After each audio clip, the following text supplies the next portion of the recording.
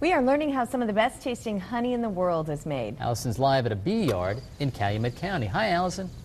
Hey, good morning. We've been spending the morning learning how they make Wisconsin Natural Acres honey down here in Calumet County. We're with Doug Schulz, the expert bee wrangler. Good morning. Good morning. I haven't been stung yet because I'm decked out in the suit, but you aren't wearing the suit. Right. How many times have you been stung, maybe lifetime? Guess. I'd say 3,000, give or take. How about today? How many times have you been stung? 8 in the fingers. Oh, geez. But One you in the know how head. to handle it. Yeah, no problem, no problem. So we've been learning all about how this is done, and we found our queen here. So what is she doing?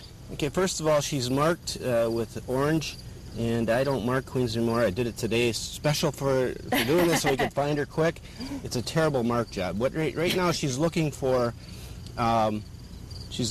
cells to lay eggs in. The way you can tell the difference is they're quite a bit longer bee with a longer abdomen. Very interesting. So this is the brood box area, and we're going to put some of these frames back. Right, and if you could kindly smoke this edge. Okay. And this edge, that'd be great. What I've learned is no quick movements, right? That's right. Okay. Just let them settle away. And the smoke just gets them out of the way, or? Yeah, calms them down. This is where you're working in their brood box this time of the year, this time of the morning, is pushing the bubble on. Right. Making them. It's so interesting, too. This is also sticky because they have glue that they make, right? Right. It's called purpolis. It's bee glue. It actually, their hives just stick together. Okay. Unbelievable. Huh. It gets on your hands and it stains. I'll put the last one in a little bit later. How do they know which hive to go to? They actually fly out of the hive in early spring, make circles around and triangulate off the sun. Huh. And then they find that location. They always go back to that hive unless there's a big honey flow on, and they're loaded so heavy, they'll just drop in and fly into another hive, and they'll be accepted to go in that hive. How neat. We were extracting some honey before. Remind us how bees actually make honey.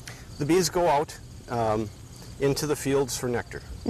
Again, I spent 25 years testing sites to find the nectar source we have. So they go out, they get the nectar, they bring it back.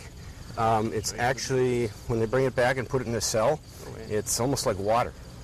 Then they sit all night long and throw out and they fan it with their wings to reduce the moisture level of the liquid or nectar down to 18% or lower. And then they cap it off with beeswax, and it's bee approved and it's ready to go. That's when you get it. Right. What do you do with them in the wintertime?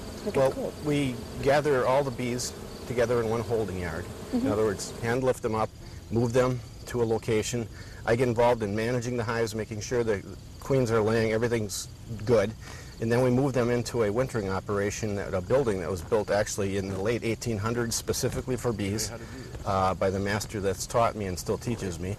And it was remodeled in the 30s, but bottom line is they go in there, they get stacked, there's no heat. They keep it around 40 degrees all winter long. They eat off their honey that they've stored, and then we bring them out in spring. Wow, how interesting. Is that a wasp? Yeah, I'll get them. Okay, thanks, because I took my gloves off. So I want to try this honey now, and you're actually going to be featured on the Food Network next month. Yep, the show Unwrapped off the Food Network, October 5th at 8 o'clock p.m. will be the first show. Very neat. And they spent a whole day with you finding out about all this stuff. Yep. I was kneeling in the alfalfa fields for a long time. It's so good. It's so sweet. Why don't you explain, this is not bad honey. No, not honey at all. Doesn't go bad, right? Right. So what would people do with this if they saw a jar like this? Well, first of all, just a quick note. I was just going to eat some more. Everything we do with artisan beekeeping is kept in this bottle. So if you look our website up, you'll see all the locations we're in. It'll be fantastic.